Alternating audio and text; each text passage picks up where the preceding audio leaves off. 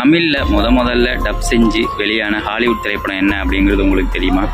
தமிழில் மட்டும் இல்லைங்க, கிட்டத்தட்ட நிறைய மொழிகளில் வந்து டப் செய்யப்பட்ட ஒரு திரைப்படம் தான் இந்த திரைப்படம். இது ஒரு டிவியில் ஒரு ரியாலிட்டி ஷோ வந்து இயக்கிக்கிட்டு இருந்த ஒரு இயக்குனர் வந்து ஹையஸ்ட்டு கிராஸ் கலெக்ஷன் கொண்ட ஒரு படத்தை வந்து இயக்க முடியும் அப்படின்னு அவர் நினச்சிருப்பாரா என்னன்னு கூட தெரியல. அந்தளவு ஒரு மிக அற்புதமான ஒரு படைப்பு வந்து இந்த இயக்குனர் வந்து கொடுத்துருக்காரு.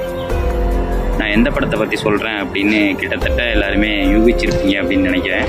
ஜுராசிக் பார்க் அப்படிங்கிற படத்தை பற்றி தான் இந்த வீடியோவில் வந்து நம்ம பேச போகிறோம். Welcome to Jurassic park.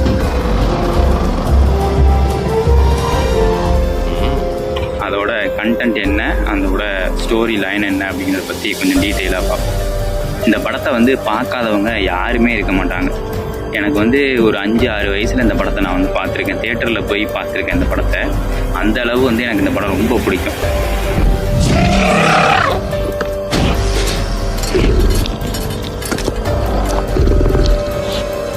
அதாவது 1990 வந்து மைக்கேல் கிரிட்டன் அப்படிங்கிறவர் வந்து ஒரு கதை எழுதுகிறாரு. ஜுராசிக் வேர்ல்ட் அப்படின்னு சொல்லி ஒரு கதை எழுதுகிறாரு. அது வந்து புத்தகங்களில் வெளியாகுது. அதை வந்து யூனிவர்சல் ஸ்டூடியோ வந்து வாங்கிக்கிறாங்க. இந்த கதை நல்லா இருக்கே, ஏதோ ஒரு வித்தியாசமாக இருக்கே அப்படின்னு சொல்லி இந்த கதையை வந்து வாங்கிக்கிறாங்க. அவங்க வந்து டைரக்டர் தேடுறாங்க. இதை வந்து ஒரு படமாக எடுத்தால் அப்படி இருக்கும் அப்படிங்கிற மாதிரி யோசித்து அவங்க ஒரு டைரக்டர் வந்து தேடுறாங்க.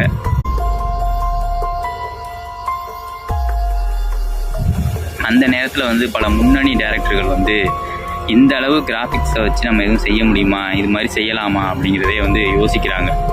அந்த நேரத்தில் ஒரு 3 படம் தான் இயக்கி முடிச்சிருப்பாரு. அதுவும் சின்ன பட்ஜெட் படங்களாக இயக்கிக்கிட்டு இருந்த ஸ்டீவன் ஸ்பீல்பர்க் அப்படிங்கிறவர் வந்து இந்த படத்தை இயக்கிறதுக்கு ஒத்துக்கிறார். அவர் வந்து ஒரு தனியார் தொலைக்காட்சியில் வந்து பல நிகழ்ச்சிகளுக்கு வந்து டைரக்ஷன் செஞ்சுக்கிட்டு இருக்காரு. சின்ன நிகழ்ச்சிகள், ரியாலிட்டி ஷோ, சீரியல்ஸ், இந்த மாதிரி விஷயங்களை வந்து செஞ்சுக்கிட்டு இருக்கவர். அதுக்கப்புறம் ஒரு 3 படம் வந்து திரைப்படங்களை வந்து இயக்குறாரு. 4ஆவதாக அவருக்கு வந்து இந்த படம் வந்து கிடைக்கிது.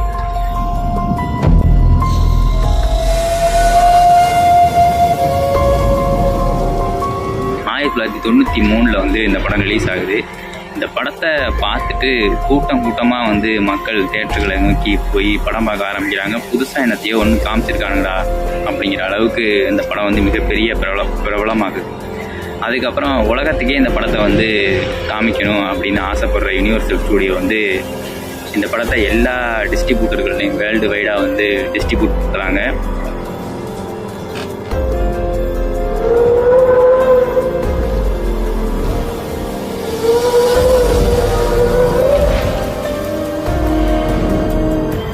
மொழிகளில் வந்து இது டப் செய்யப்படுது. தமிழ் மொழியில் முதல்ல டப் செஞ்ச ஒரு ஹாலிவுட் திரைப்படம் என்ன அப்படின்னா அது வந்து இந்த ஜுராசிக் பார்க் அப்படிங்கிற திரைப்படம் தான். இங்கே வந்து ஃபஸ்ட்டு இந்த டப்பிங் குரல்களுக்கு வந்து நிறைய ஆட்களை வந்து தேடுறாங்க. இப்போ நம்ம நிறையா டப்பிங் ஆர்டிஸ்ட்லாம் பார்க்குறோம்ல, அதுக்கெல்லாம் வந்து அவங்களுக்கு படமே வந்து அதுதான்.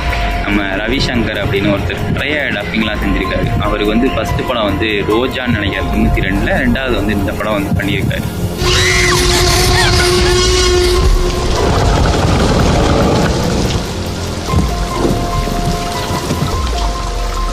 அப்புறம் மீனா மேம்க்கு டப் பண்ண ஒருத்தவங்க, அவங்க பேர் மறந்துட்டாங்க அவங்க. அப்புறம் நம்ம மேஜர் சுந்தரராஜன் அப்படின்னு ஒருத்தர் ஆக்டர் இருப்பார்ல, அவர் வந்து அந்த பணக்கார அந்த கிழவனுக்கு வந்து டப் பண்ணியிருப்பார். அப்படியே துல்லியமாக ஒரு தமிழ் படம் பார்த்த ஃபீலிங்கை வந்து இந்த படம் வந்து உண்மையிலே கொடுத்துச்சு அப்படின்னு தான் சொல்லணும். அதுக்கு வந்து ஏதோ ஒரு கனெக்டிவிட்டி நமக்குள்ளே இருந்துச்சு அப்படின்னே சொல்லணும். அதனால தான் வந்து இந்த படம் அந்த நேரத்தில் வந்து சக்கப்போடு போட்டுச்சு அப்படின்னே சொல்லணும்.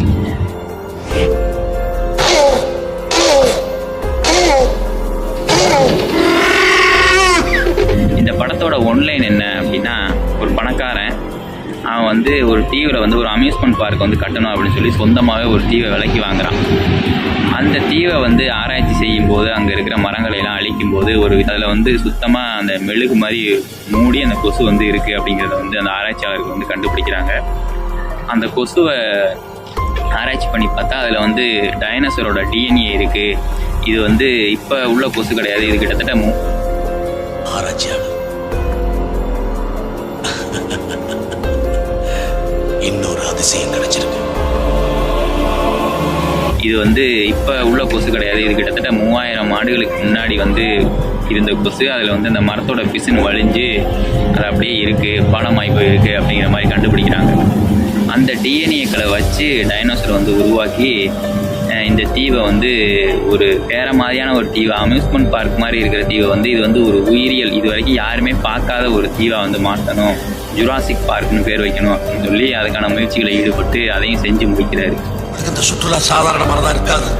நீங்க கற்பனையில கூட நினைச்சு பார்க்க முடியாத பிரம்மாண்டமான காலத்தால அழிஞ்சு போன பல அதிசயங்களை நீங்க பார்க்க போறீங்க. கடைசியில் இது மக்கள் பாதுகாக்கிறதுக்காக பார்க்கறதுக்காக வந்து அனுமதிக்கப்பட்டுச்சா என்ன அப்படிங்கிறது தான் படத்தோட மீதி கதை.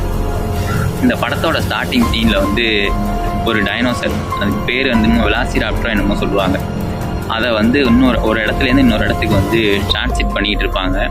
அந்த நேரத்தில் வந்து அது அந்த கேட்டை உடச்சிக்கிட்டு வந்து ஒரு ஊழியரை வந்து சாப்பிட்றோம். அவர் இறந்து போயிடுவார்.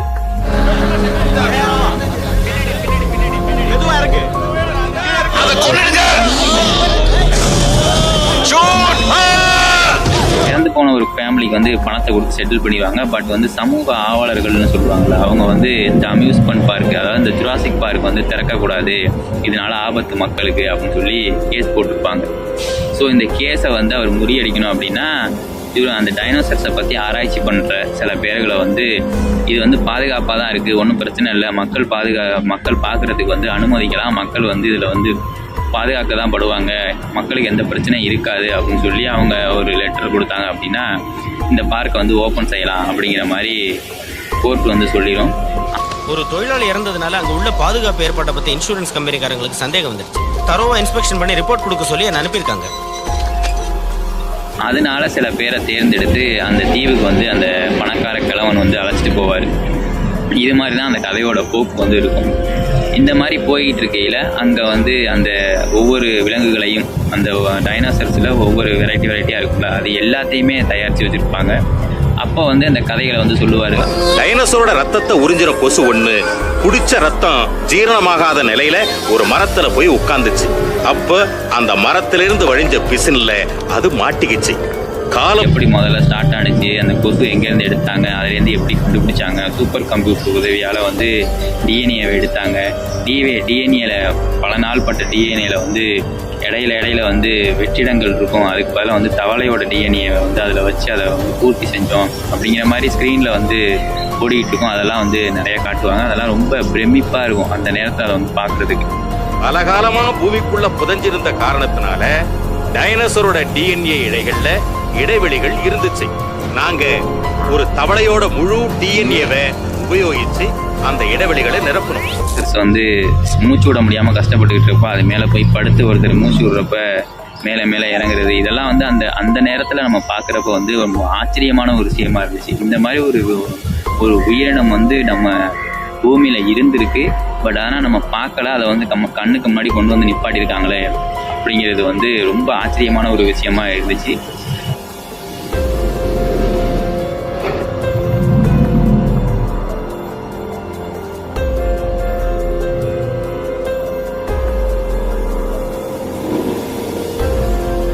எல்லா மக்களாலையுமே வேர்ல்டு வைடாக வந்து எல்லா மக்களாலையுமே அதிகமாக பேசப்பட்ட திரைப்படம் வந்து இந்த படம் அப்படின்னு வந்து சொல்லலாம். அந்த அளவுக்கு வந்து அந்த படம் வந்து கலெக்ட் பண்ணியிருக்கு அப்படின்னே சொல்லலாம். அந்த 1993 காலகட்டத்தில் இந்த மாதிரி ஒரு கலெக்ஷனை வந்து எந்த ஒரு ஹாலிவுட் திரைப்படமே இதுவரை கொடுத்ததே இல்லை. அந்த அளவுக்கு ஒரு பயங்கரமான கலெக்ஷனை வந்து இந்த படம் கொடுத்துச்சு. அப்படிங்கிற அளவுக்கு ஸ்டீவன் ஸ்பீல்பர்க்கு வந்து ஒரு பேரை வாங்கி கொடுத்த படம் வந்து இந்த ஜுராசிக்.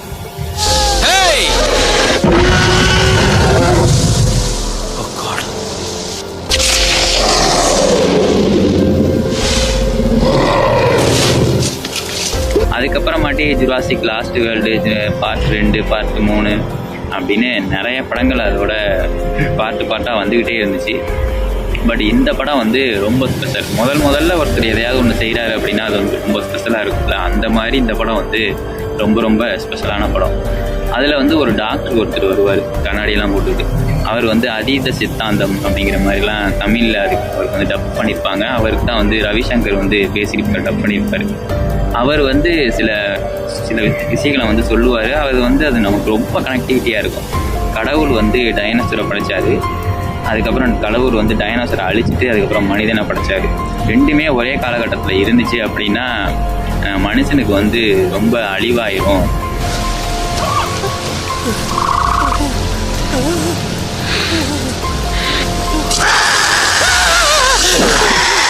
வந்து மறுபடியும் உருவாக்குறது வந்து மனுஷன்தான்.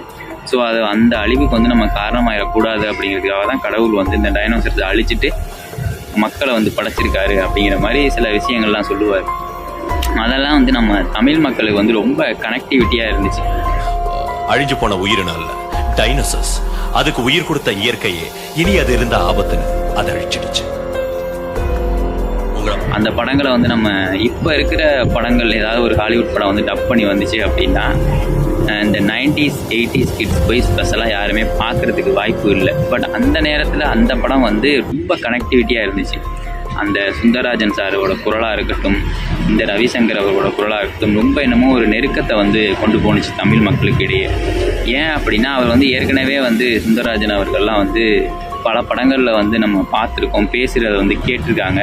அந்த குரலில் வந்து ஒரு வெள்ளைக்காரக்கிழமை வந்து பேசுகிறாரு அப்படிங்கும்போது மக்கள் ரொம்ப ஆர்வமாக அதை போய் பார்த்தாங்க. அந்த அளவுக்கு வந்து அந்த படம் வந்து ஒரு நெருக்கத்தை உண்டு பண்ணி 2-3 தடவை போய் பார்க்குற அளவுக்கு வந்து அந்த படம் வந்து ரொம்ப ஒரு இம்பாக்டை கொடுத்துச்சு. உடனே தொட்டு கொஞ்சறவங்களை இதுங்க மறக்கவே மறக்காது. அவங்க மேல பாசம் காட்டும். அந்த பாசத்துக்காகத்தான் ஒவ்வொரு உயிர் பிறக்கும் போது அதுங்க பக்கத்திலேயே இருக்கணும்னு நான் நினைக்கிறேன். ஃபஸ்ட்டு என்னமோ ஜுராசிக் பார்க்கு டைனாசருங்கிறாங்க அப்படின்னு சொல்லி போய் பார்த்த அப்பாக்கள்லாம் வந்து மறுபடியும் வீட்டுக்கு வந்து பிள்ளைங்களை ஃபேமிலியெல்லாம் அழைச்சிட்டு போய் ஃபேமிலியோட ஒரு தடவை போய் பார்க்குறது அப்படிங்கிற மாதிரி அந்த படம் வந்து பலதரப்பு மக்கள்கிட்டையுமேந்து கொண்டாடப்பட்டுச்சு அப்படின்னே வந்து சொல்லலாம். இன்னும் சொல்ல போனால் ஸ்கூலில் எல்லாம் வந்து 5 ரூபாய் டிக்கெட்டு அப்படின்னு சொல்லி அழைச்சிட்டு போய் அந்த படத்துக்கு அழைச்சிட்டு போய் காமிச்ச காலம்லாம் இருந்துச்சு அப்படின்னே வந்து சொல்ல முடியும்.